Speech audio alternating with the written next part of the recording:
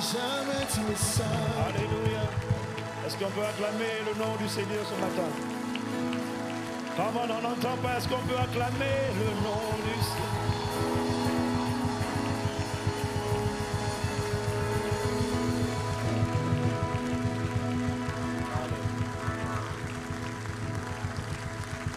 Bienvenue à Impact Centre Chrétien, le lieu où des gens ordinaires comme toi et moi deviennent des tueurs de géants et des hommes et des femmes qui écrivent l'histoire. Dis Amen. Ce matin, vraiment, Dieu est tellement bon et Dieu a eu la grâce de nous accorder une merveilleuse surprise ce matin. Et alors que je m'apprêtais à venir à l'église, le pasteur Carambéry m'appelle à 8h13. Il dit, bon, je viens au deuxième culte.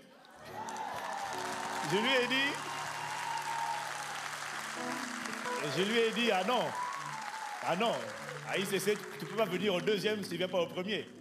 Tu dois faire d'abord le premier, après tu fais le deuxième.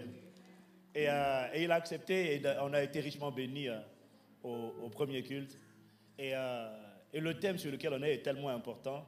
Et je savais que pour parler de la partie connaître Dieu, c'est connaître Christ, c'est connaître les 4 dimensions de l'amour de Dieu. Et je lui ai dit, mais est-ce que ça ne te dit pas de parler? Parce qu'il a un poids, il a une crédibilité, il a une expérience. Et en tout cas, je vois que Dieu a disposé tout pour que ce soit lui qui vienne parler de cette partie-là. Donc, moi, je suis heureux.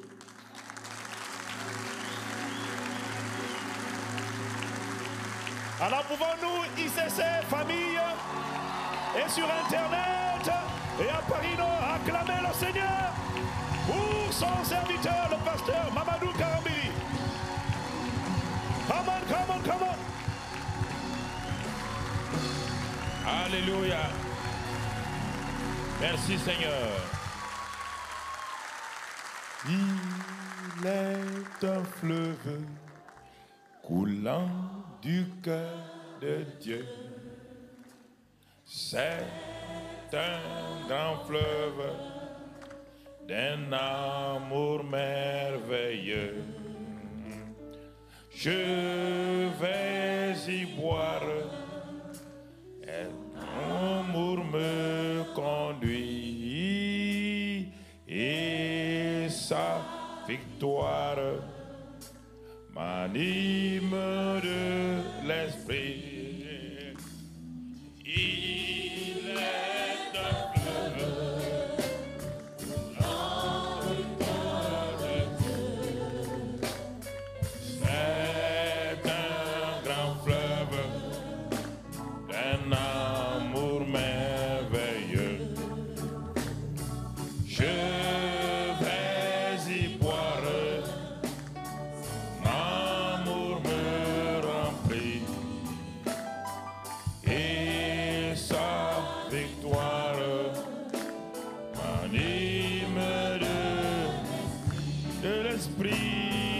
Il est un fleuve du cœur de Dieu. C'est un grand fleuve d'un amour merveilleux.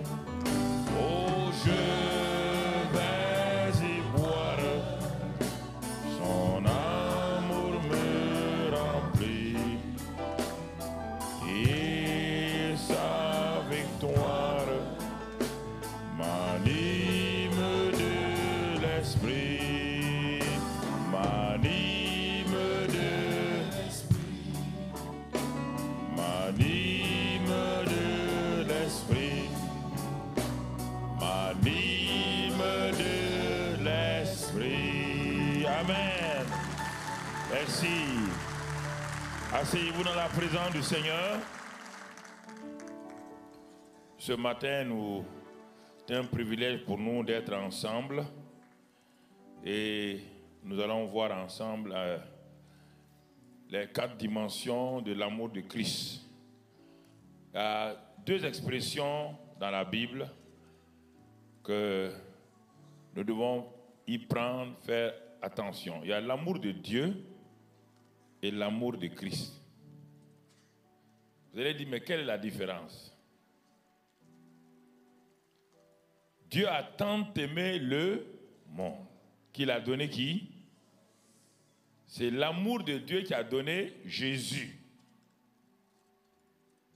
Mais à travers cet amour que Dieu a manifesté, on ne peut pas connaître réellement Dieu de cette manière-là.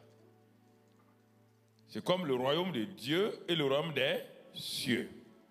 Le royaume de Dieu, c'est là où Papa bon Dieu habite.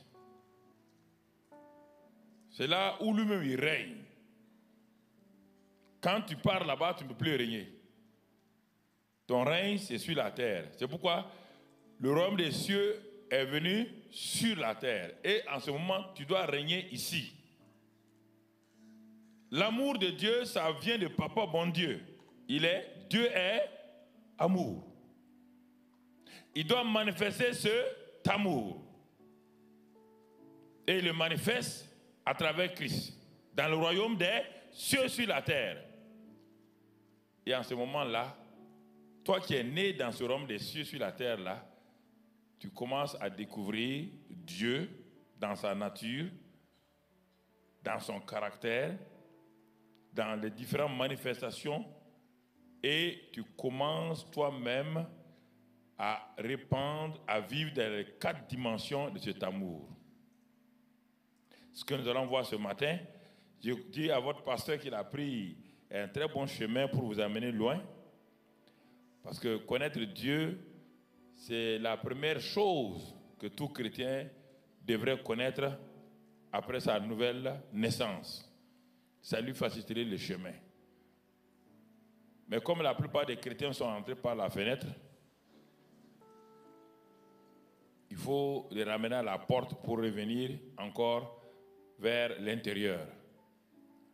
Alors ce matin, nous allons simplement aller pas à pas. Il vous a déjà développé plusieurs éléments de ce grand thème-là, qui est le thème fondamental. Parce que si nous ne nous connaissons pas de façon expérimentale, l'amour de Dieu et qui est devenu l'amour de Christ, c'est difficile de vivre une vie chrétienne victorieuse. C'est difficile d'être transformé de gens ordinaires en champions. Alors nous allons aller pas à pas et je remercie le Seigneur pour votre pasteur qui vraiment écoute la voix du Seigneur et qui va de l'avant pour que nous puissions apprendre beaucoup de tout. Commence d'abord par la nouvelle naissance. Dès que je suis né de nouveau, le Saint-Esprit qui est l'auteur de la nouvelle naissance me fait passer de la mort à la vie. Et il insuffle en moi la vie divine. La vie éternelle, ce n'est pas une vie longue, sans ni commencement ni fin. C'est la nature, la qualité de vie que Dieu même a. C'est ça la vie éternelle. Cette vie est impartie à nous. C'est pourquoi il dit, sa divine puissance nous donne tout ce dont nous avons besoin. Et afin que nous devions participants de la nature divine. Alors, mon esprit est régénéré. Et mon esprit étant régénéré, la connaissance de Dieu commence à ce moment parce que mon esprit étant régénéré, le Saint-Esprit a une place en moi maintenant pour venir habiter. Car le Saint-Esprit n'habite pas dans mon âme ni dans mon corps physique.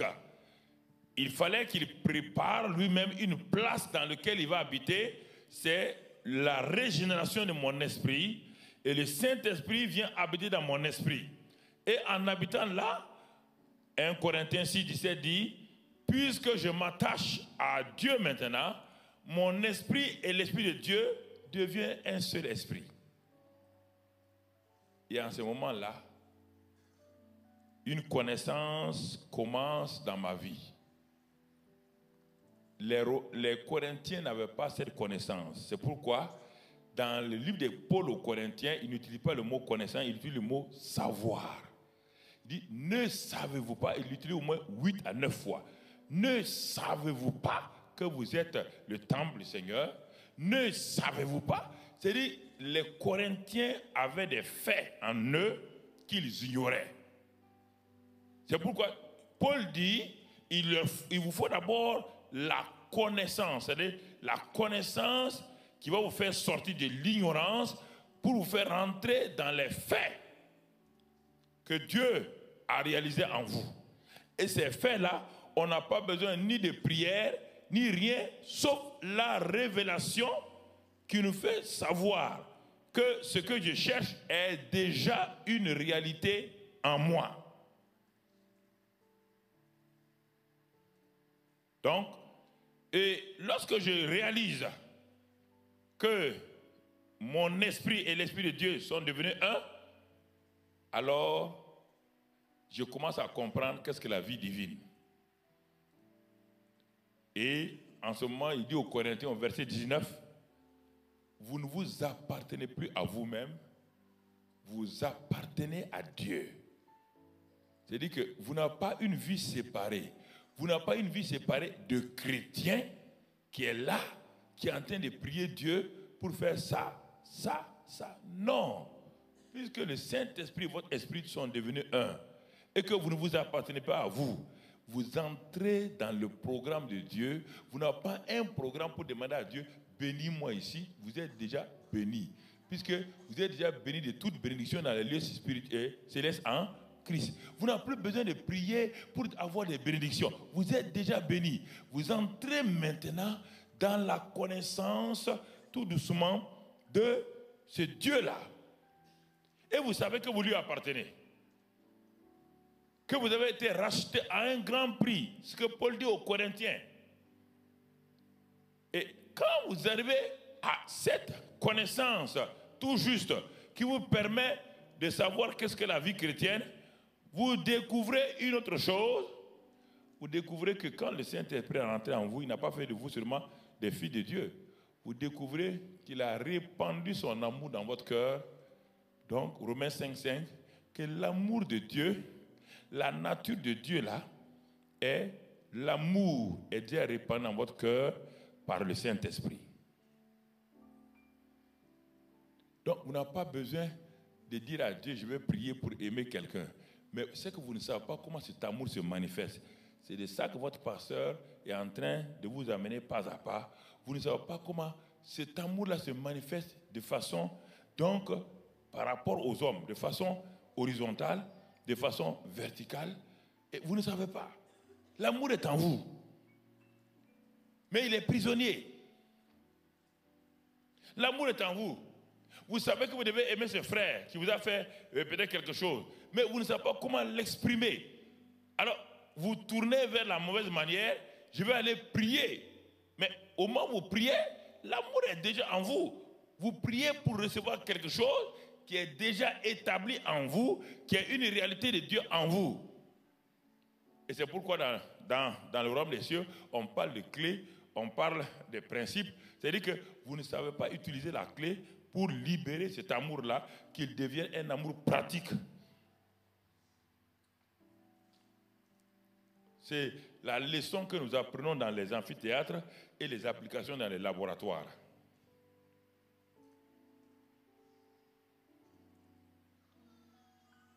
On nous dit la formule de l'eau, H2O. Dans l'amphithéâtre, on note toutes les formules, on note et on nous amène dans les laboratoires. C'est ce qu'on fait dans les lycées, première et en terminale. Et on nous donne des éprouvettes. On dit maintenant, voilà l'oxygène, voilà l'hydrogène et tout. Faites. Et vous commencez à entendre les éprouvettes qui sautent entre les mains des gens. Pouf, paf, paf. Pourquoi? Parce que ce que vous avez appris dans l'amphithéâtre doit passer maintenant à l'expérience. Et l'expérience, ce n'est pas automatique. Quand vous avez échoué, vous reprenez. Et l'échec d'hier vous empêche, va vous aider à ne plus recommencer le même échec. C'est pourquoi l'échec est le moyen le plus sûr pour vous permettre au prochain succès rapidement. Alors, bien-aimés frères et sœurs, cet amour qui est en vous. Et la clé qu'il a trouvée, c'est pourquoi j'étais émerveillé quand il commence là. Parce que c'est l'une des clés que beaucoup de pasteurs n'arrivent pas à avoir. Ils prêchent de bons messages. Parfois, un jour, quelqu'un a pris, un jeune pasteur a pris un thème là. J'étais assis, je dis, je vais voir comment il va traiter ça. Et il a commencé. Oui, vous connaîtrez la vérité, et la vérité vous affranchira. Connaître. Connaissance. J'ai dit, mais mon ami, il faut aller. J'attends comment tu vas développer. Tu dis, connaître. C'est bien. Connaissance. Il dit, la vérité. Il lui dit, mais qu'est-ce que la vérité? Moi, je vais te libérer. Moi, je suis assis, je t'écoute. On me dit que vous connaissez la vérité et quand vous la connaissez, vous devez d'abord devenir disciple. Celui qui demande la parole, il va devenir disciple de Christ. La vérité va commencer à apparaître. La vérité dans quoi? Dans le domaine où il veut être affranchi. S'il était alcoolique, tu l'amènes dans la parole de Dieu. Et il va devenir, d'abord il devient disciple, il se discipline sous la parole. La parole devient son maître. Et c'est quand la parole devient son maître que là, la connaissance va commencer à sortir. La connaissance dans quoi? Dans le domaine dans lequel il est esclave. Et en ce moment-là, cette connaissance qu'il va expérimenter va faire quoi? Va le rendre libre. Il a terminé, il a tourné. Il a dit, soyez libérés. Il dit, personne ne sera libéré, mon ami. La prière que tu fais, personne, ça va libérer personne. Ce que tu as dit là, après je l'ai pris, il dit, mais ça, si tu fais comme ça là, tu vas troubler tes chrétiens. Ne prends pas un thème qui dépasse ta capacité. Un enfant à l'école primaire ne prend pas l'algèbre. Il prend la surface du carré. Il enseigne la surface du carré. Ça, c'est important que vous compreniez.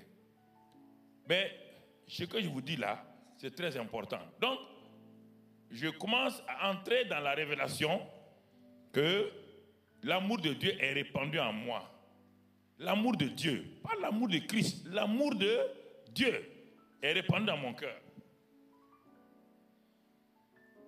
Cet amour-là, il ne se manifeste pas, il est répandu seulement, il est dans mon cœur. Ça vient de Papa bon Dieu. C'est Papa bon Dieu qui l'a envoyé par le Saint-Esprit en moi. Mais il n'est pas opérationnel. Il a été opérationnel entre lui et le Christ, Jésus. Quand Dieu a tant aimé le monde, il a envoyé son Fils. Ça, c'est entre lui et son Fils. Mais il n'est pas manifeste dans mon cœur tant que cet amour-là ne passera pas par Jésus-Christ et que tu vois comment cet amour, Jésus l'a manifesté. Et maintenant, comme Jésus l'a manifesté et qu'il est la tête et que toi tu es un membre du corps, c'est l'amour de Christ là qui devient ton amour expérimental. Et comment cet amour-là, qui est l'amour de Dieu, peut-il passer pour devenir ton amour expérimental? C'est ce que Paul nous enseigne maintenant, ce qu'on va voir ce matin. Et alors, à ce moment-là, nous allons lire dans Éphésiens 3. Paul nous dit, dans ce passage d'Éphésiens 3, au verset 14. Vous voyez bien? Il dit, à cause de cela. Alors, si on devait savoir, mais à partir de quoi, qu'est-ce que Paul dit à cause de cela? C'est-à-dire que Paul arrive à une certaine conclusion. Ça veut dire qu'il a dit des choses avant de déclarer à cause de cela. De quoi? Mais il faut d'abord lire tout ce qui précède. Et si vous commencez à lire tout ce qui précède, vous n'allez pas trouver le cela dans les versets. Vous allez le trouver à partir du premier verset. Si vous allez au premier verset, Éphésiens 3, verset 1, la même expression est là-bas. Il dit, dans Éphésiens 3, verset 1, à cause de cela, moi, Paul, le prisonnier de Christ, pour vous, païens. 3 points de suspension. Et il fait une grande parenthèse. Le verset 2 jusqu'au verset 13, c'est une parenthèse. Si tu suis ça, tu ne comprendras pas ce que Paul voulait dire. Il dit une phrase, il s'arrête, point de suspension, il fait une grande parenthèse. Et il reprend, il ferme la parenthèse au verset 13, il reprend maintenant le verset 14 où il dit, à cause de cela, il a compris quelque chose. Qu'est-ce qu'il va dire là? Ne peut pas être dit sans révélation. Il dit, je fléchis les genoux devant le Père. Je fléchis les genoux devant le Père. Et il dit, duquel Père tire son nom toute famille dans les cieux et sur la terre. Alors, il nous montre deux dimensions, comme je vous l'ai dit. Le Père est en haut, les enfants sont en bas. L'amour de Dieu, l'amour de Christ. Le royaume de Dieu, le royaume des cieux. Il nous parle maintenant de deux familles. Une famille dans les lieux célestes, une famille sur la terre. Ah, mais pourquoi il me parle de cela? C'est les deux dimensions de Christ. Il me parle et il continue. Quand je regarde ici, qu'est-ce qu'il me dit? Il dit, il fléchit, afin que le Père vous donne, selon la richesse de sa gloire, d'être puissamment fortifié par son esprit dans l'homme intérieur. Il revient encore sur la deuxième dimension du Saint-Esprit dans l'homme. Première dimension, le Saint-Esprit m'amène à la régénération.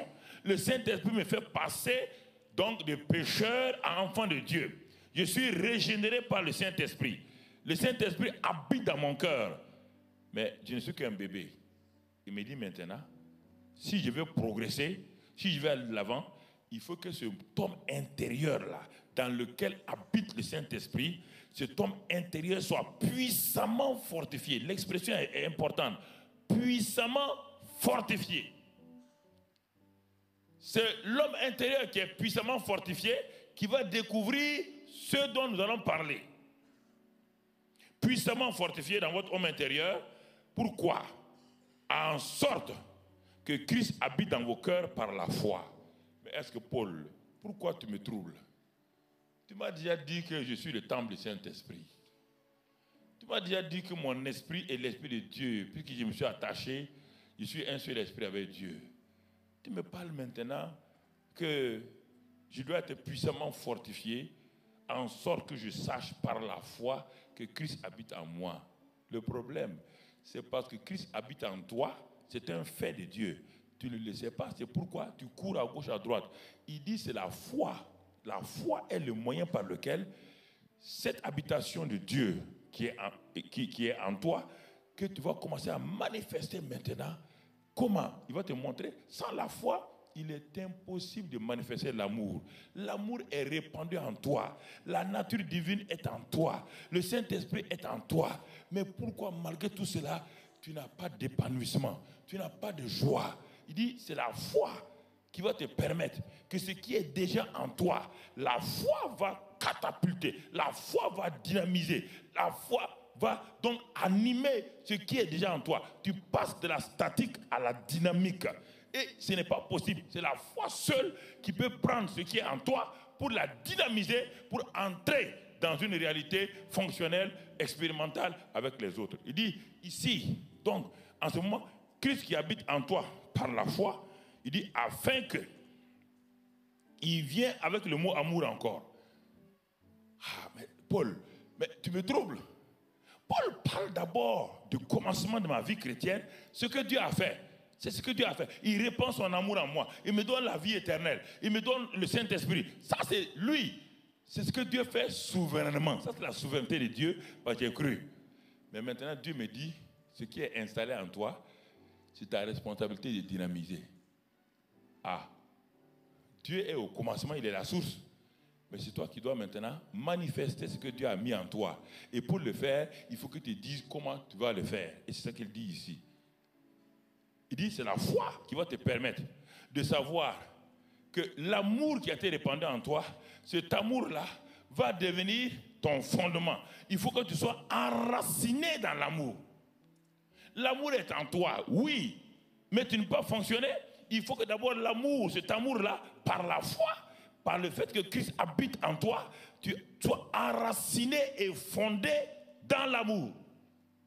Enraciné et fondé dans l'amour. Mais jusqu'à présent, ça semble être théorique. Ça semble être théorique à tes yeux. Tu dis, qu'est-ce que ça veut dire tout cela? Ces grands mots-là, qu'est-ce que ça veut dire? Parce que tu n'es pas encore arrivé à l'amour de Christ. Il est en train de t'amener à l'amour de Christ. On parle de l'amour de Dieu, on est en train d'aller vers l'amour de Christ. On est en train d'aller vers l'amour de Christ. Il dit, mais quand tu es enraciné et fondé dans cet amour-là, alors quelque chose va se passer tu vas commencer à comprendre. Il dit, afin que vous puissiez comprendre maintenant. Ah, c'est en ce moment seulement. Quel moment? Quand je suis puissamment fortifié par le Saint-Esprit dans mon esprit et que je sais que je suis enraciné et fondé dans l'amour, il y a une nouvelle compréhension qui se passe dans ma vie chrétienne. Je commence à saisir, je rentre dans la stature de jeune homme qui a la connaissance. Il dit, jeunes gens, tu passes d'enfance qui était perturbée par les péchés, par ses défauts, les petits-enfants, c'est ça qui les intéresse. Maintenant, tu passes à la dimension des jeunes gens où l'amour de Dieu, tu le connais. Tu sais que le diable est vaincu. Tu sais que la parole de Dieu demeure en toi. Et en ce moment-là, c'est ce qui se passe ici. Tu vas commencer à comprendre avec qui? Avec toute la famille de Dieu. La famille céleste et la famille terrestre. Tu vas commencer à comprendre quoi? La largeur, la longueur, la profondeur et la hauteur. Il ne s'agit pas de citer un verset. Arrête-toi là. Qu'est-ce que ça veut dire? On te dit, toi et moi, nous devons comprendre ça. Qu'est-ce que la largeur de l'amour de Dieu? Qu'est-ce que sa longueur? Il dit, si tu comprends ça, il te dit maintenant, ça va te permettre de connaître l'amour de Christ. L'amour de Christ.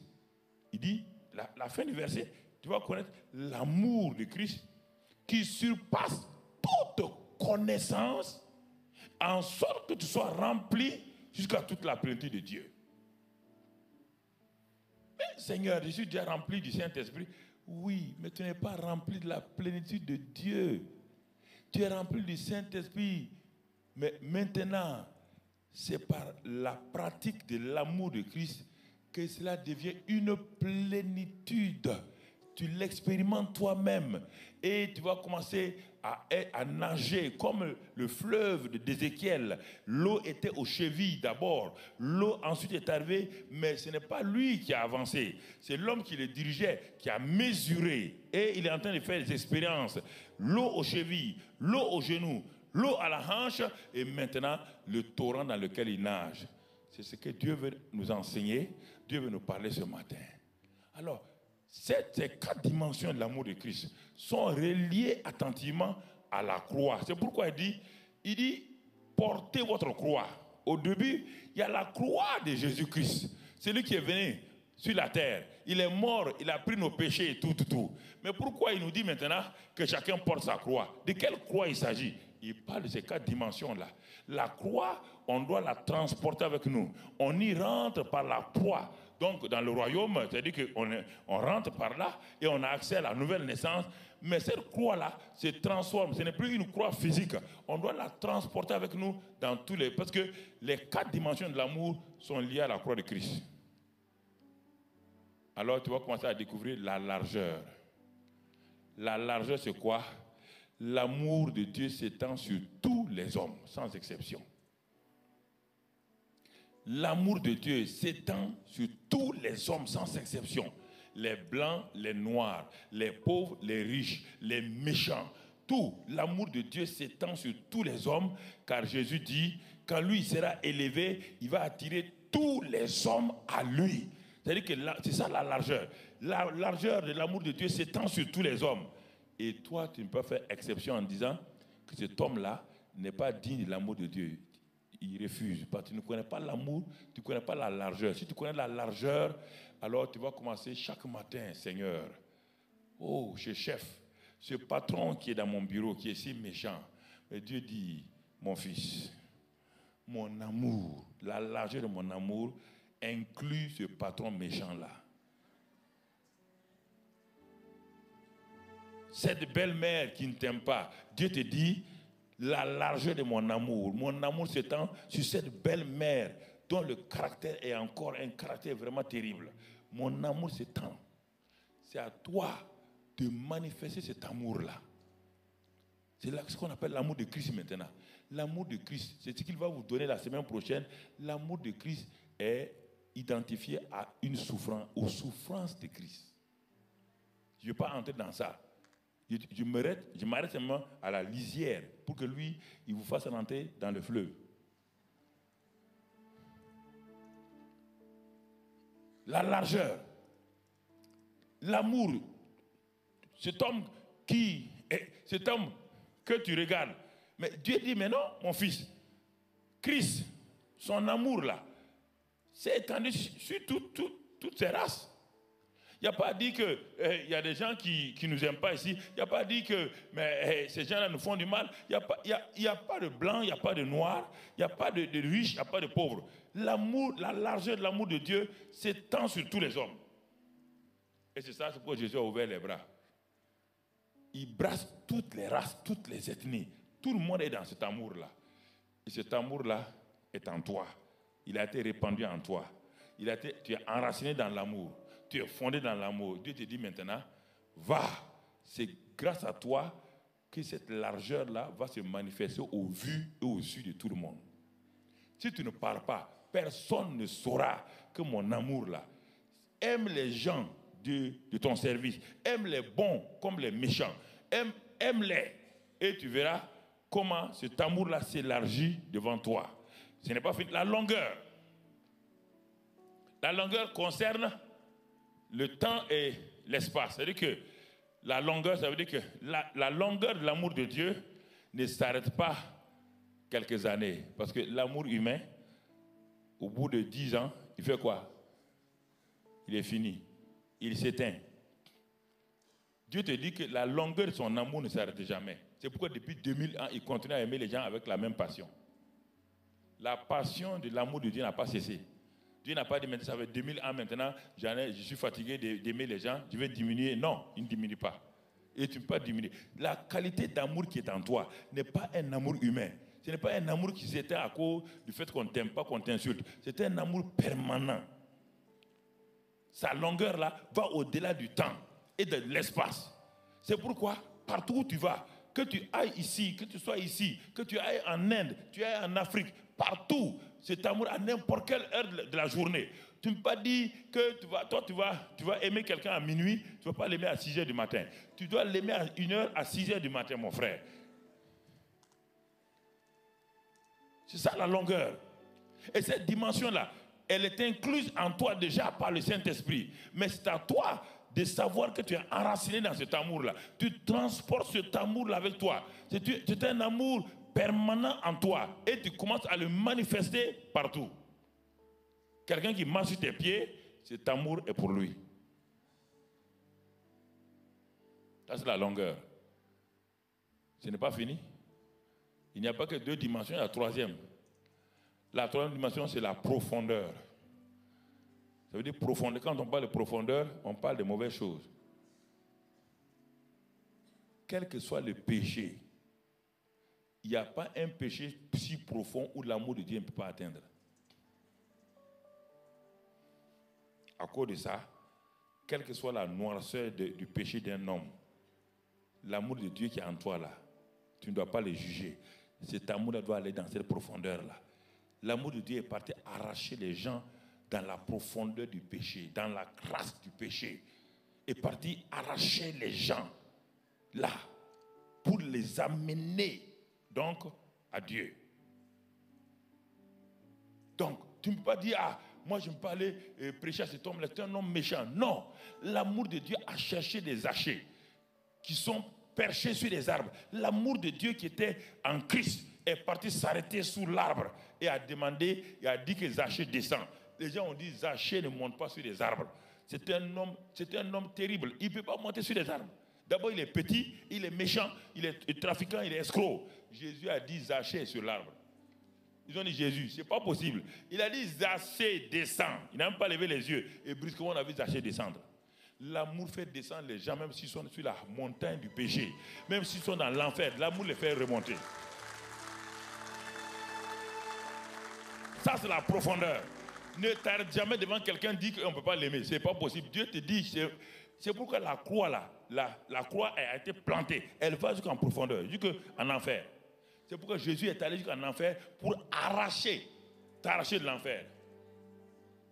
Ça, c'est l'amour. Et ensuite, il y a la hauteur maintenant. La hauteur, c'est quoi? Cet amour que tu as manifesté dans sa largeur, dans sa longueur, dans sa profondeur. Dieu te dit maintenant, alors, tu peux élever cet amour vers moi et tu vas m'aimer de tout ton cœur. Ça, c'est la hauteur. Cet amour-là, ça va vers Dieu maintenant. C'est facile d'aimer parce que Dieu dit, si tu n'aimes pas celui que tu vois, comment tu peux aimer moi que tu ne vois pas?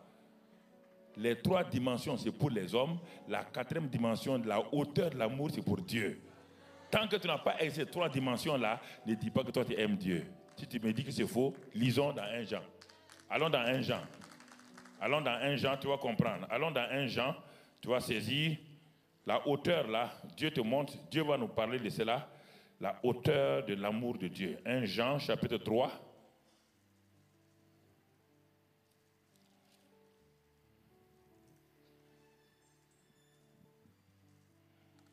1 Jean, chapitre 3. Non, chapitre 4, verset 20.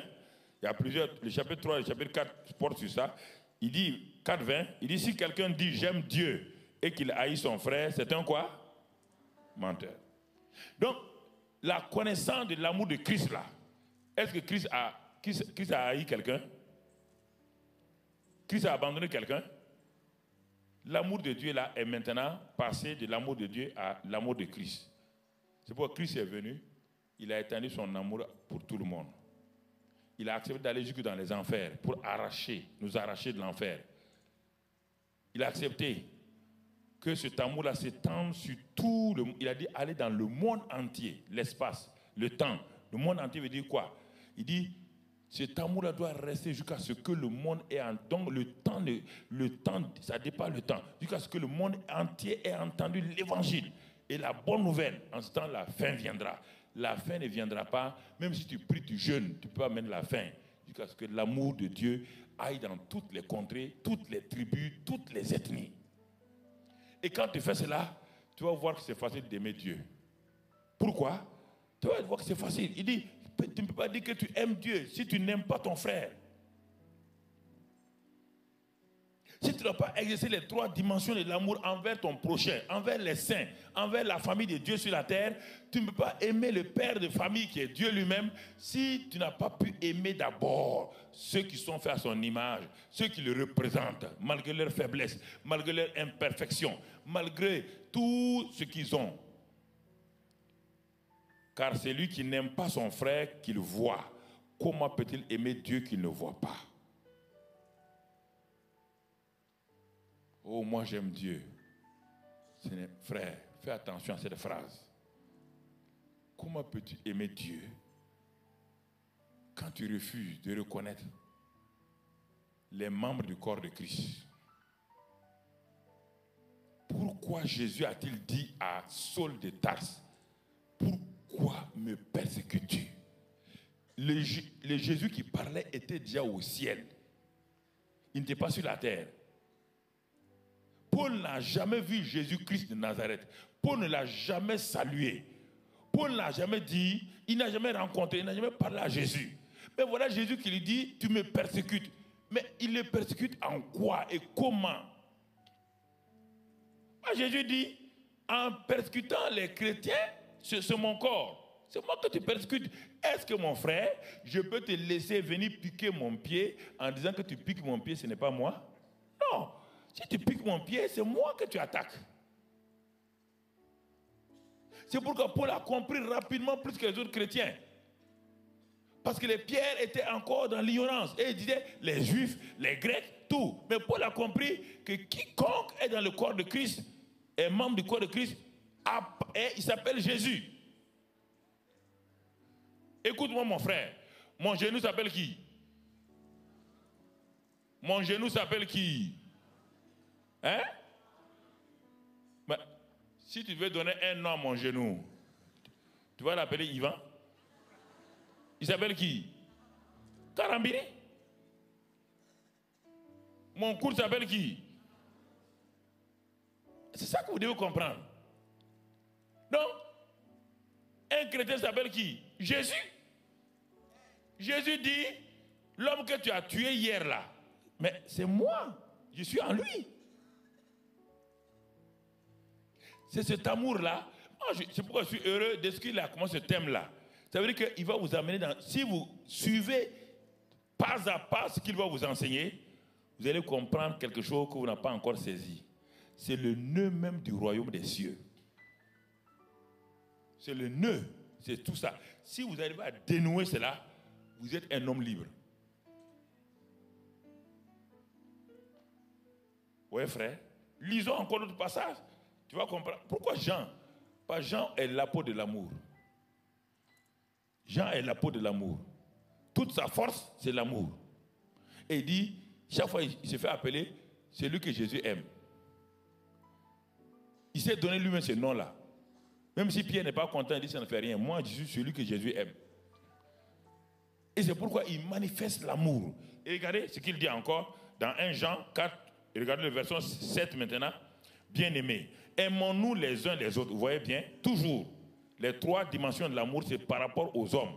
Aimons-nous les uns les autres, car l'amour est de Dieu, et quiconque aime est né de Dieu et connaît Dieu. Vous voyez bien, la connaissance de Dieu ne peut pas se faire sans la connaissance de l'amour. C'est impossible. Aimer t'élève à un niveau de connaissance. Donc il dit ici, celui qui aime est né de Dieu et connaît Dieu. Celui qui n'aime pas n'a pas connu Dieu, car Dieu est amour. L'amour de Dieu a été manifesté envers nous. Vous voyez bien, il utilise le mot amour de Dieu. Quand il s'agit de Jésus, tout l'amour de Dieu. L'amour de Dieu a été manifesté envers nous en ce que Dieu a envoyé son Fils unique dans le monde afin que nous vivions par lui. Et cet amour consiste. Il te dit en quoi consiste l'amour. Ce n'est pas un sentiment. Ce n'est pas dit, oh Dieu, je t'aime. Non, ce n'est pas une conjugaison. Cet amour consiste. Quelle est la consistance de l'amour? Quelle est la substance de l'amour? Consiste non point en ce que nous avons aimé Dieu, mais en ce qu'il nous a aimé et a envoyé son Fils comme victime expiatoire pour nos péchés. Bien-aimés, si Dieu nous a ainsi aimés, nous devons aussi nous aimer les uns les autres. Personne n'a jamais vu Dieu, et si nous nous aimons les uns les autres, Dieu demeure en nous et son amour est parfait en nous. Regardez la déclaration maintenant, ce que Paul avait dit. Il dit, Christ doit habiter dans votre cœur par la foi. Et Jean dit, mais Paul a raison. Pour que Christ demeure en vous par la foi, vous devez utiliser l'amour. Dès que vous aimez, Dieu même demeure en vous. Et comme Dieu demeure en vous et qu'il est lui-même amour, l'amour demeure en vous. Vous n'avez pas besoin de prier, de jeûner. C'est la révélation qui vous fait passer, donc, de la défaite à la victoire. Lisons encore 1 Jean 3, 1 Jean 3 verset 14. Nous savons que nous sommes passés de la mort à la vie parce que nous aimons les frères. Celui qui n'aime pas demeure dans la mort. De quoi il s'agit? Il parle ici à des chrétiens. On n'a pas dit que la personne n'est pas sauvée. On dit celui qui n'aime pas demeure dans la mort. C'est-à-dire rien dans sa vie ne peut se manifester. Et la personne est bloquée. C'est-à-dire que les affres de la mort bloquent ses affaires, bloquent son développement. Pourquoi? Parce qu'il n'a pas enlevé encore ce couvercle de la mort sur sa vie. Celui qui n'aime pas, bien qu'il soit chrétien là, aux yeux de Dieu, il est considéré comme un mort. Il ne peut rien contre Satan. Celui qui n'aime pas. Mais quel est cet amour-là? Est-ce que c'est ce que je sens? Parce que je sens quelque chose contre mon frère. Il ne parle pas de ça. Il ne vous parle pas de sentiments. L'amour va au-delà de ça. Regardez l'amour de Dieu, il a envoyé son Fils. L'amour de Christ, il a donné sa vie. Il a donné sa vie. Même quand on ne l'aimait pas, il a continué à manifester donc ce que les gens... C'est ça. Lisons la suite. Lisons la suite. Il est écrit ici, quiconque hait son frère est un meurtrier.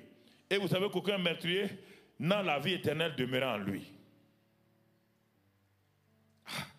Parce qu'on parle de mot demeurer. Demeurer. Ça c'est important. Demeurer veut dire quelque chose de permanent. Permanent. Quand on dit quelle est votre demeure, si je m'en vais dans un hôtel, on ne me demande pas quelle est votre demeure. L'hôtelier, me demande quelle est votre résidence permanente. Il sait bien que l'hôtel est un lieu de quoi? Passage. Je ne peux pas dire, je suis maintenant à Holiday Inn est ma demeure. Ben, il va dire, non monsieur, ça c'est un hôtel, vous passez ici. On vous demande où vous êtes, où vous habitez permanemment. C'est ça qu'on vous dit ici. Celui qui n'aime pas là, il ne demeure pas dans la qualité de vie. Quand on dit la vie éternelle, on ne parle pas du paradis. On parle de la nature de vie que Dieu a. Il ne demeure pas dans l'amour. C'est-à-dire qu'il est là, c'est un homme qui va à gauche, à droite. Aujourd'hui, il a haine. Aujourd'hui, l'amour. C'est pourquoi il est inconstant dans sa vie. Il ne demeure pas. Sa résidence permanente n'est pas l'amour. Il n'a pas une carte de résidence permanente. Il a simplement un visa. Le visa me sert de rentrer en France et pendant un temps donné. Mais la carte de résidence me permet d'avoir un logement permanent en France. Et quand la police vient, je montre ça, on passe. Mais un homme qui a un visa de 3 mois, s'il dépasse ça, le 3e mois plus un jour, on peut l'arrêter. Mais on ne peut pas arrêter quelqu'un qui est un résident. C'est de ça qu'on parle ici. C'est Dieu vous parle ici, frère. Demeurer dans l'amour, c'est demeurer dans la vie éternelle. C'est la qualité de vie que Dieu a. Et ça vous permet de faire quoi? Lis la suite. Nous avons connu l'amour. Et en ce qu'il a donné sa vie pour nous, nous aussi, nous devons donner notre vie pour les frères. Si quelqu'un possède les biens du monde et que voyant son frère dans le besoin, il lui ferme ses entrailles, comment l'amour de Dieu demeure-t-il en lui? On commence à voir déjà l'aspect. Comment l'amour de Dieu peut demeurer en moi quand je vois mon frère dans un besoin et que je peux satisfaire, je ferme mes entrailles. Comment l'amour de Dieu peut demeurer en moi? Donc l'amour, ce n'est pas un sentiment, ce n'est pas une philosophie. C'est des choses bien précises, des actes précis que tu poses. Toi, tu penses que ce n'est pas de l'amour. Mais Dieu dit que c'est de l'amour. Tu penses que non. Tu as posé un acte. Les gens disent que ce n'est pas l'amour. Non, Dieu dit ça, c'est l'amour. Quand il dit, vous avez vu, j'ai été en prison et vous m'avez visité. Mais l'acte que tu as posé envers ce prisonnier-là, Dieu appelle ça amour, l'amour de Christ.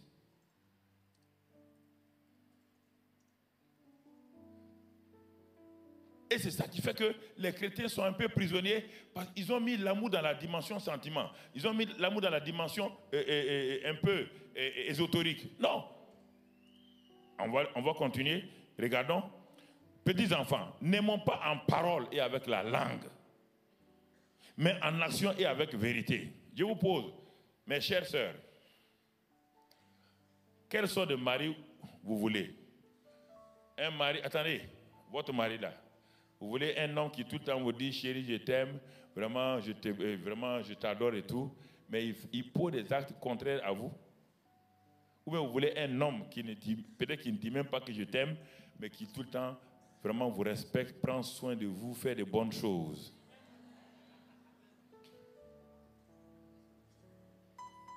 Non, écoutez, vous dites à cette femme-là que vous l'aimez, et vous partez commettre adultère avec quelqu'un d'autre. Est-ce que vous l'aimez? C'est de ça que Dieu veut parler ici. Ce n'est pas les paroles, ce n'est pas la langue. Dieu dit en action et en vérité. On doit voir l'amour. Jésus dit dans Jean 13, à l'amour que vous avez les uns pour les autres, le monde fera quoi? Le monde, comment le monde va savoir si c'est simplement en langage que vous parlez aux gens? Le monde saura, le monde verra clairement l'amour en acte et en vérité. Et le monde dira, ces gens-là s'aiment. Ce n'est pas en disant à l'église, mon frère, ma soeur. Non, le monde est fatigué d'entendre ces verbes-là. Ça, c'est la conjugaison. C'est comme le chrétien, il aime le verbe se repentir. Pasteur, oui, je me repens, c'est fini, je me repens. Ça, c'est la conjugaison. La repentance, ce n'est pas de je me repens. Non, la repentance, c'est poser un acte, faire un acte de demi-tour, abandonner la chose dans laquelle vous viviez pour prendre un autre. C'est ça la repentance. Ça, c'est sans ça, tout ce que nous faisons, ça n'a pas de sens. Il dit ici, n'aimons pas en parole, petits enfants. Oui, mais il ne parle pas aux jeunes gens, il parle aux petits enfants. Parce que aucun jeune ne fera ça. Il parle aux petits enfants. Et il continue, il dit, voilà, il dit, par là nous connaîtrons que nous sommes de la vérité et nous rassurerons nos cœurs devant lui. Car si notre cœur nous condamne, Dieu qui est plus grand, etc. Donc, nous devons avoir l'assurance. Quand nous vivons dans l'amour, il y a une assurance.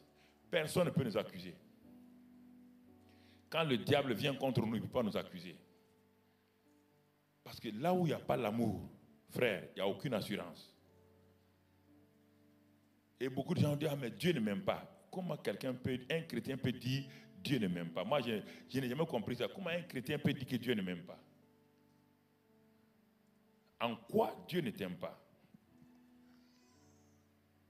Dieu a tant aimé le monde qu'il a donné son Fils. Et tout est dans son Fils. Tout est dans son Fils. Et ce Fils-là est en toi maintenant, par le Saint-Esprit.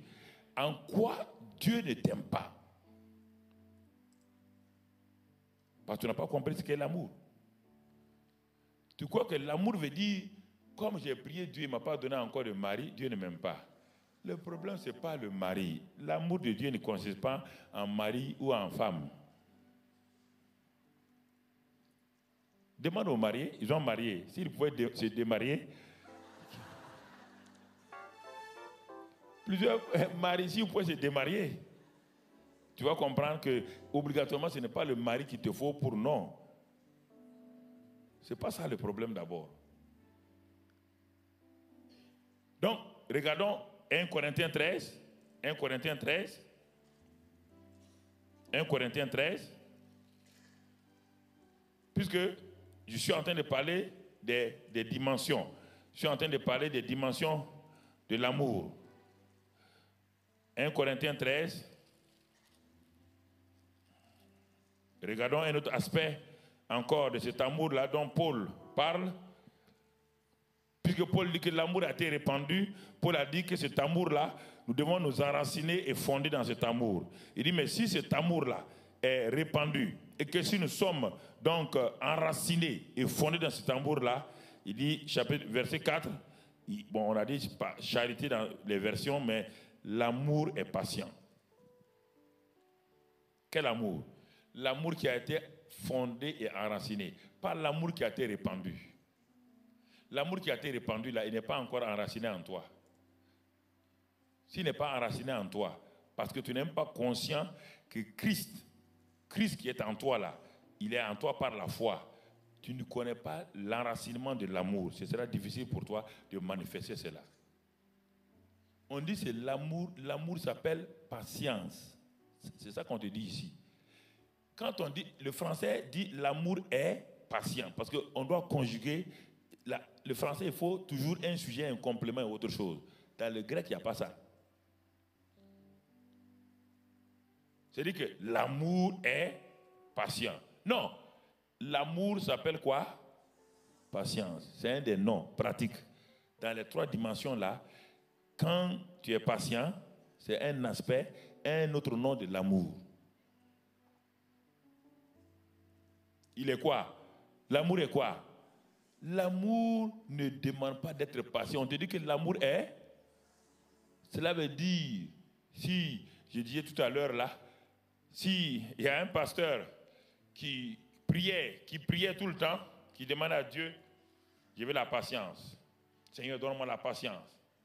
Donne-moi la patience. Il croit que la patience est quelque part. Il ne sait pas que la patience est déjà en lui. Alors il dit, Seigneur, donne-moi la patience. Le lendemain, il vient et trouve que sa meilleure secrétaire. Parce qu'en ce temps, il n'y avait pas d'ordinateur, c'était les machines là. Tant de mots par minute. La secrétaire là qui tape rapidement, sans faute, elle est tombée malade.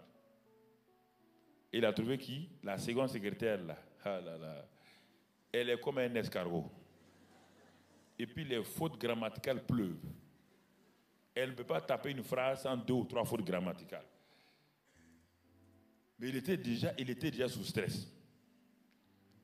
Il avait une lettre urgente à taper. Il donne à la dame. 5 minutes, il vient dire, t'as pas encore fini? La dame dit, non, patron, ça va venir, ça va venir. Il dit, mais, il tourne dans son bureau, il revient. Il tourne dans son bureau, il revient. À la fin, la dame lui a donné. Quand il compte les fautes là, c'est pas possible. Mais Après, il s'assoit dans son bureau, il dit à Dieu. Mais Dieu lui dit, tu as demandé la patience, non? C'est ça la patience? Il dit, ah bon? C'est ça comme ça? Il dit, mais oui. L'amour est quoi? L'amour est... Mais donc tu as la patience. Et regarde, c'est ça que je t'ai dit. C'est ça mon école. C'est ça ma réponse.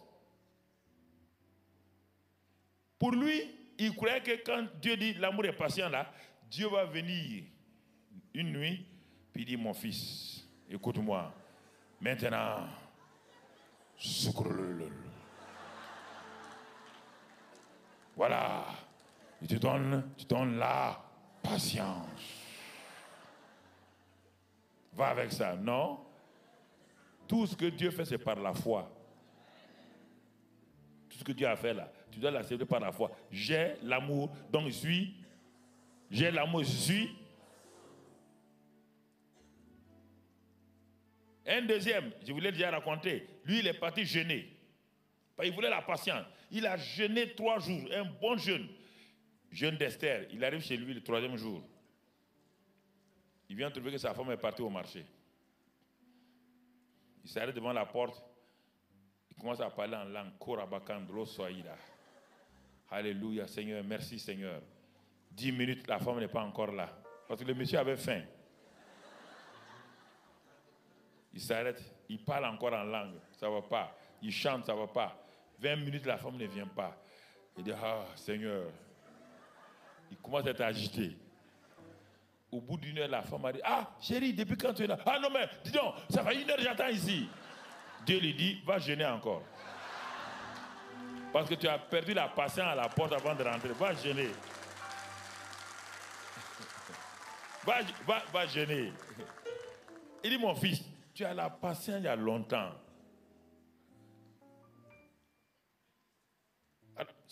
Peut-être ton cas, c'est ça, c'est la patience.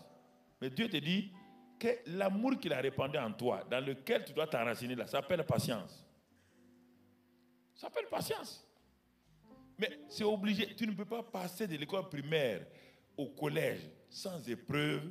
Tu ne peux pas passer du collège à l'université sans épreuve de baccalauréat. Pourquoi vous acceptez le naturel, vous refusez le spirituel? Quand tu es en train de préparer ton baccalauréat là, c'est un problème pour toi? Non. Tu étudies normalement. Et tu sais que les épreuves qu'on va donner au baccalauréat ne dépassent pas ta capacité. La Bible dit que Dieu n'a jamais donné une épreuve à quelqu'un qui dépasse sa capacité. Toute épreuve a en toi la capacité de la comprendre, de la saisir et de passer. Oui ou non?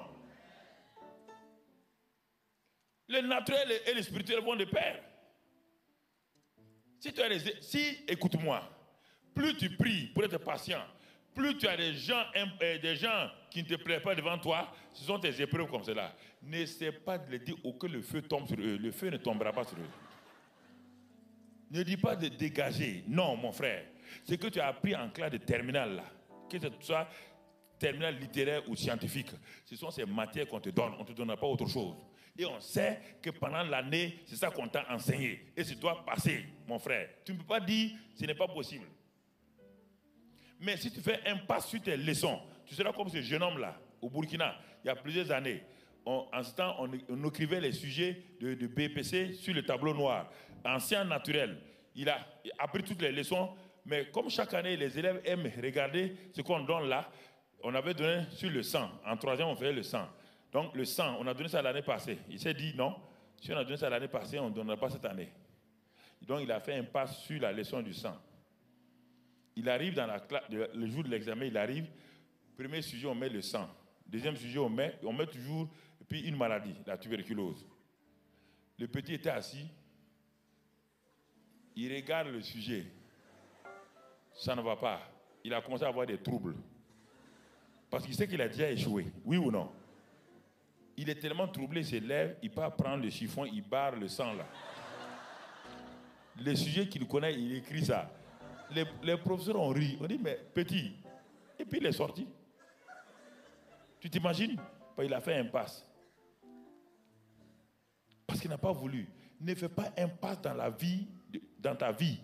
L'amour de Dieu est incontournable. On ne peut pas aller quelque part sans amour. C'est impossible. Les relations horizontales, les relations verticales avec Dieu. C'est l'amour qui amène quelqu'un à aller dans les enfers pour chercher les perdus. C'est l'amour qui amène les gens à aller dans les bas-fonds de la ville, dans les bas-fonds, dans les quartiers terribles. C'est l'amour qui t'amène là-bas. Si tu enlèves l'amour, il n'y a plus rien qui te reste.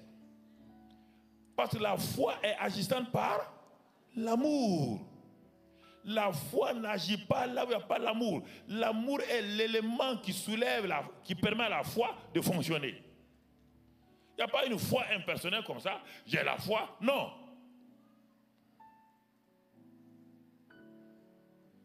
Donc tu vois là, prends ça, tu regardes.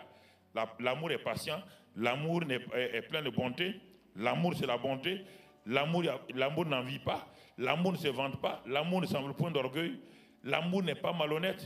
Ne cherche pas son intérêt. L'amour ne soupçonne point de mal. L'amour ne se réjouit point de l'injustice, mais se réjouit de la vérité.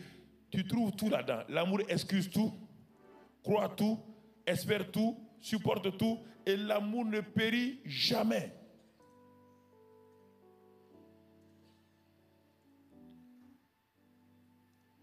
Et connaître l'amour de Christ qui surpasse toute intelligence et la connaissance, qui surpasse toute intelligence.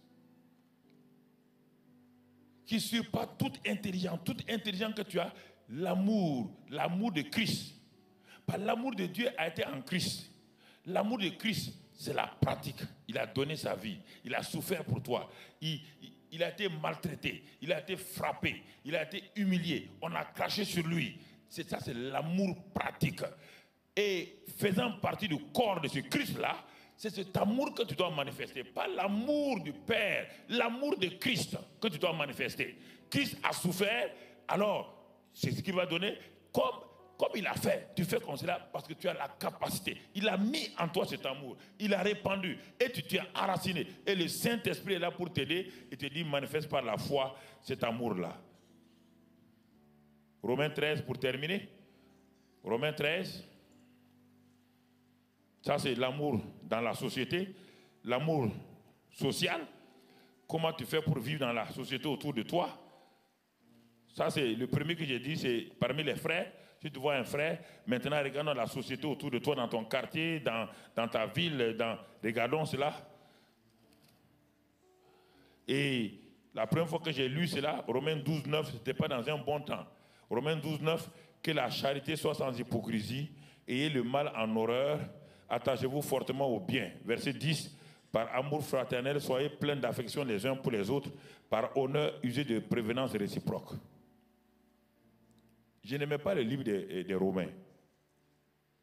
Quand j'étais jeune, le livre des Romains, je n'aimais pas parce que ça ne manifeste pas, ma chair n'aimait pas ça beaucoup.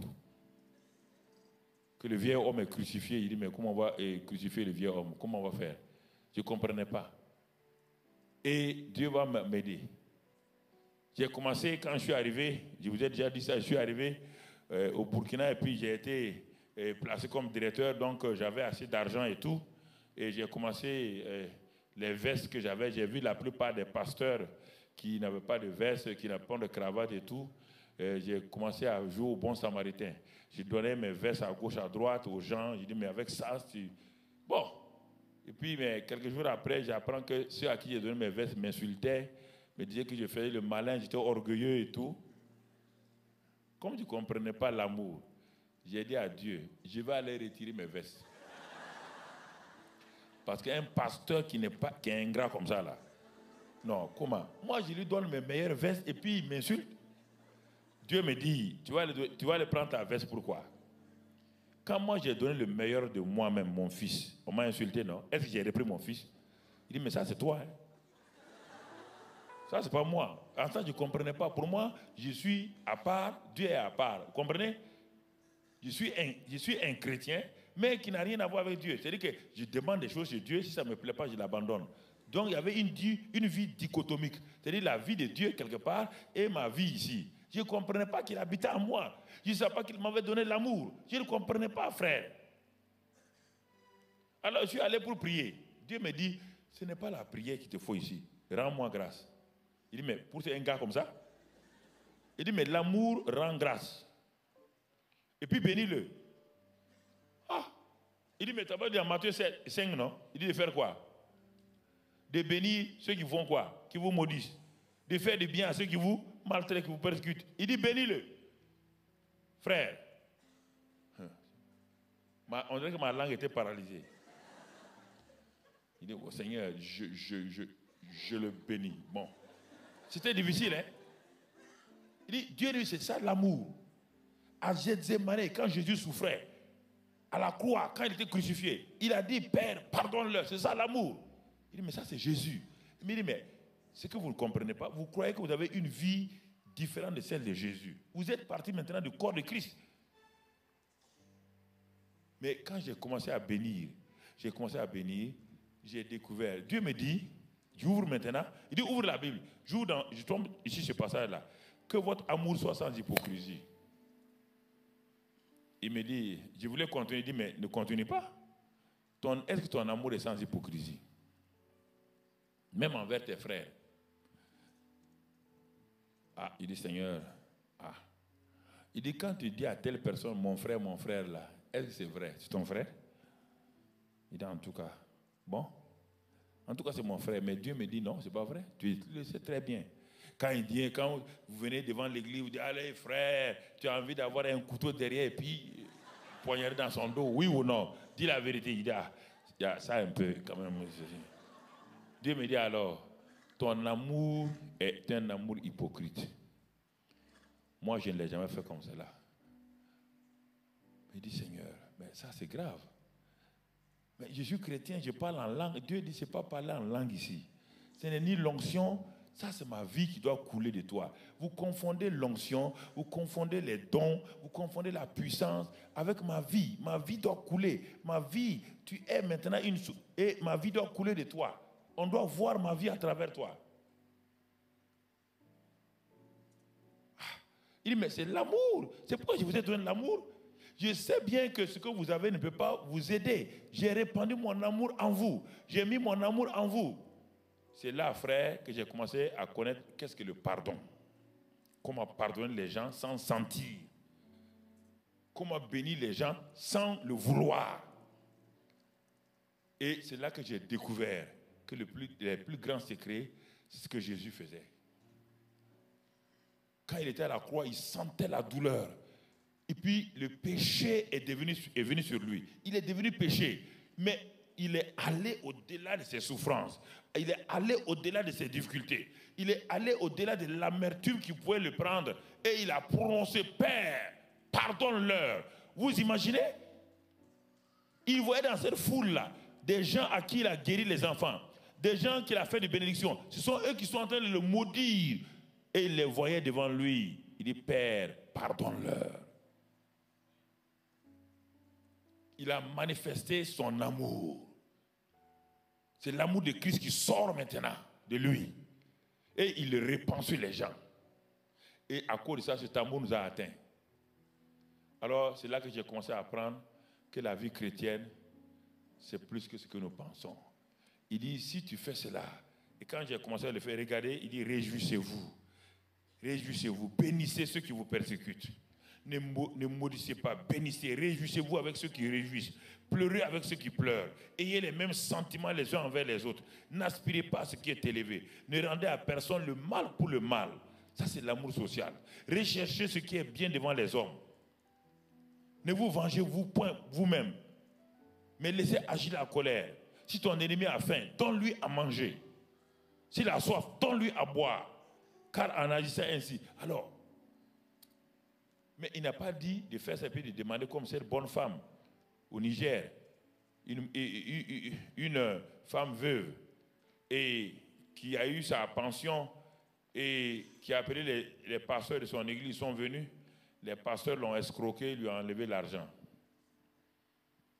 Elle était tellement amère qu'elle est partie, on dit, elle va à l'église, on dit de prier et de bénir ceux qui vous ont fait du mal. Elle se met à genoux, elle dit, Seigneur, oh, tu vois tous ces pasteurs escrocs là. Ils m'ont escroqué et puis ils n'ont pas eu compassion de moi. Une veuve, il dit, Seigneur, tu as dit de les bénir, je les bénis. Mais n'oublie pas, tu as dit que si je les bénis, tu envoies le feu. Envoie le feu sur eux maintenant.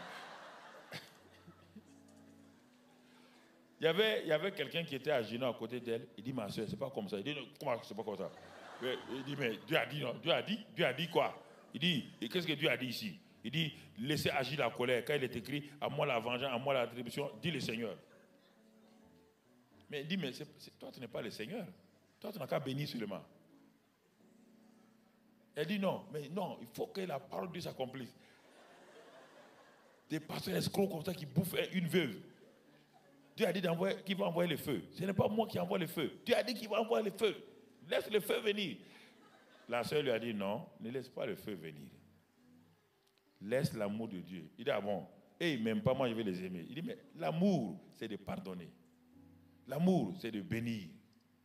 L'amour, c'est de dire. Elle était en train de pleurer. Elle dit Seigneur, bon, quand tu dis, je vais les bénir. Mais sinon, en tout cas, moi, Mais quand elle a commencé à bénir ces gens-là, quelques jours seulement, les miracles ont commencé à se passer.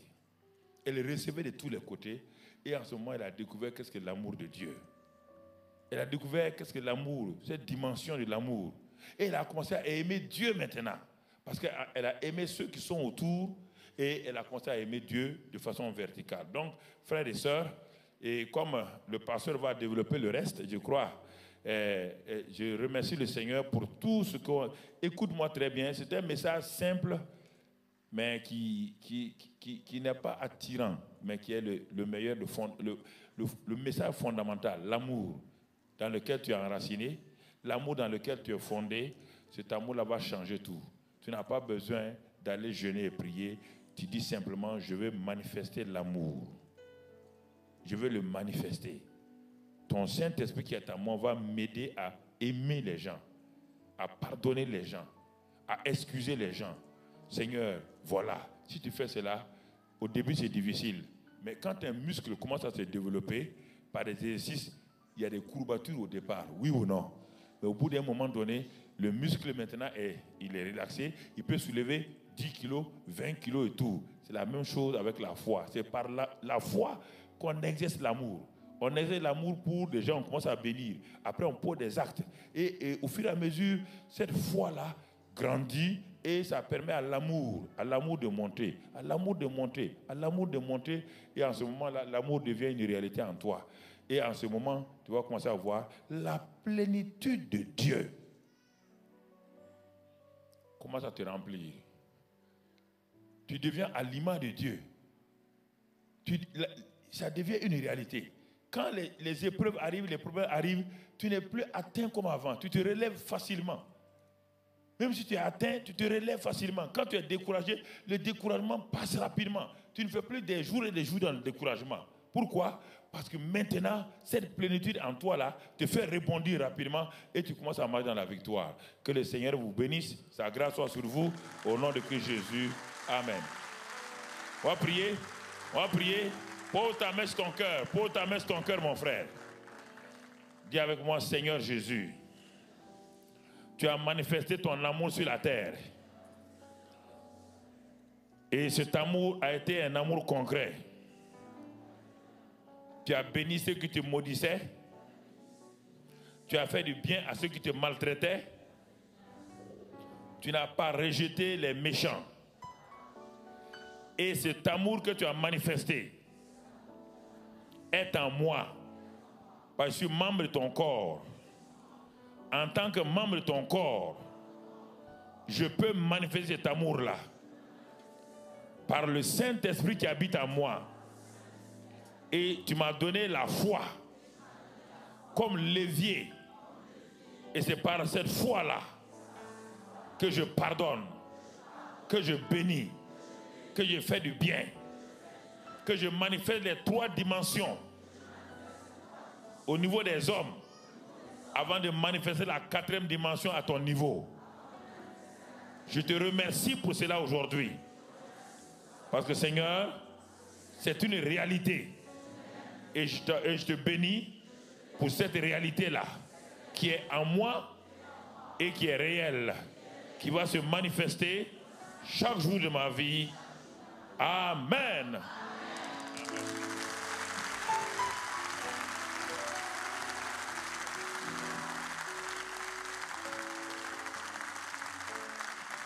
Est-ce qu'on peut acclamer le Seigneur? Est-ce que...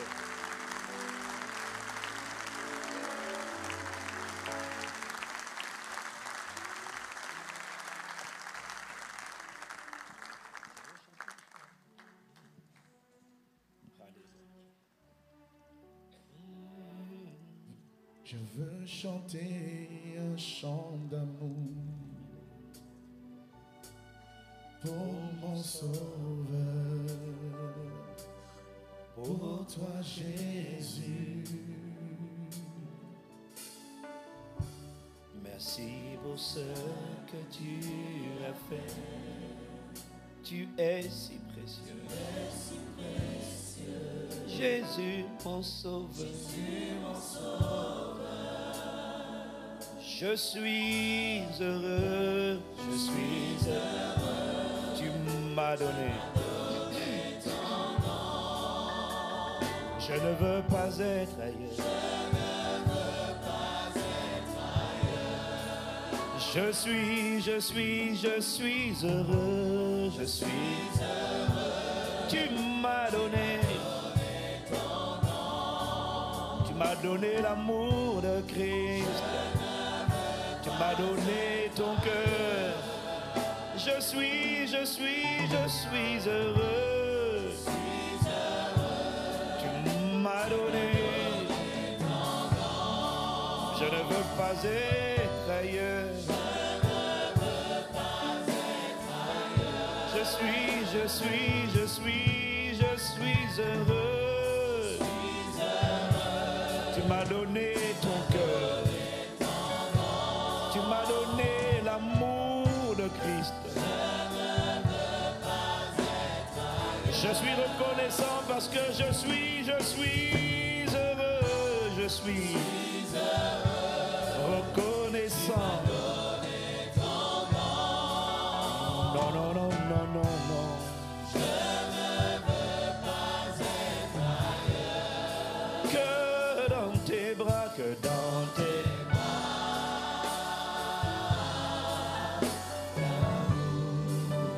Que dans tes bras.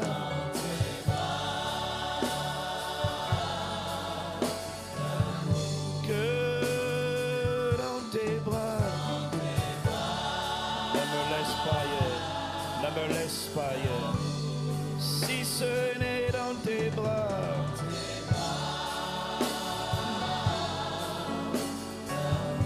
Que dans tes bras.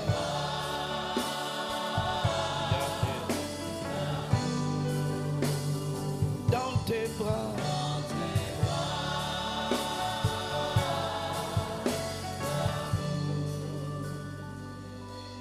Pendant 30 secondes, nous allons élever la voix. Il ne faut pas que ce message soit juste un bon message. Dans Éphésiens 3, verset 18, il dit, avant de prier, que nous puissions comprendre avec tous les saints la largeur, la longueur, la profondeur et la hauteur de l'amour de Christ. Il a dit, je prie d'abord que vous soyez puissamment fortifiés par le Saint-Esprit dans votre homme intérieur. Tu vas élever la voix avec moi pour dire, Seigneur, fortifie-moi. Si mon homme intérieur n'est pas fortifié, si mon homme intérieur n'est pas solide, ce genre de parole restera simplement une parole d'un dimanche de plus. Mais Seigneur, accorde-moi la grâce de réaliser qu'il n'y a pas de raccourci, il n'y a pas de possibilité de contourner l'amour de Christ. C'est la clé de la vitalité. C'est la clé de la paix, du bonheur, car il y a plus de joie à donner qu'à recevoir. C'est la clé de tout ce dont nous avons besoin. Alors nous allons prier que Dieu nous fortifie. Élève la voix dans cette atmosphère de supplication et d'adoration. Demande à Dieu de te fortifier. Oh, fortifie-moi, Seigneur. Rends-moi capable de laisser exprimer à travers moi. Rends-moi capable. Je dis fortifie-moi. Fais-moi passer du stade de petits enfants à celui de jeunes gens et ensuite à celui de père. Rends-moi capable de ne pas juste, Seigneur, écouter, mais mettre en pratique, Seigneur. Accorde-moi la grâce de quitter le stade des sentiments, des émotions, mais Seigneur, celui de discipliner, où l'on parvient à discipliner son âme et à marcher selon l'esprit, à faire ce que tu dis de faire, d'aimer les frères, d'aimer les membres du corps, à la même proportion, à la même mesure que tu m'as aimé. Rends-nous capables de le faire. Fortifie. Nous te supplions, fortifie. Nous te supplions, affermis. Nous te supplions, enracine-nous. Fais-le en nous. Par la puissance de ton esprit qui agit en nous.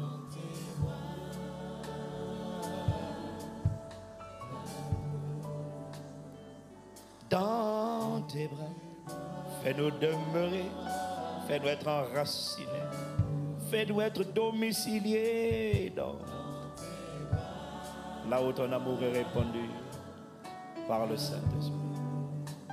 Seigneur, merci pour ta parole, merci pour ce culte, merci pour ta présence, merci pour ton émissaire, ton serviteur, ton ministre que tu as envoyé pour nous parler avec profondeur des 4 dimensions de ton amour et pour rendre ce message pratique. Seigneur, merci.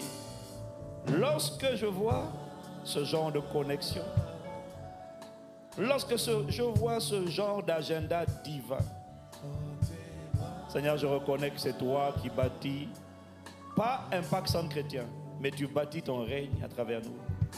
À travers cette plateforme, c'est la francophonie qui est en train d'être alimentée. Merci pour la restauration de l'Église. Merci pour la construction de l'Église. Merci pour ce que tu as commencé. Merci pour ce que tu finiras, ce que tu as commencé. Merci. Nous sortirons d'ici avec cette parole toute la semaine. Nous la méditerons. Nous réécouterons ces cultes. Et le premier et le deuxième. Nous réécouterons. Jusqu'à ce que cette parole devienne manifeste, devienne chère. Merci. Nous y arriverons. Et nous manifesterons dans notre génération l'amour de Christ qui surpasse toute connaissance jusqu'à être rempli de toute la plénitude de Dieu. Nous y arriverons parce que c'est toi qui as commencé cette belle œuvre et qui la rendra parfaite. Au nom de Jésus. Amen, amen, amen, amen, amen. Amen, amen. Nous y arriverons. Acclame le Seigneur avec moi. Acclamons le Seigneur. Nous te célébrons.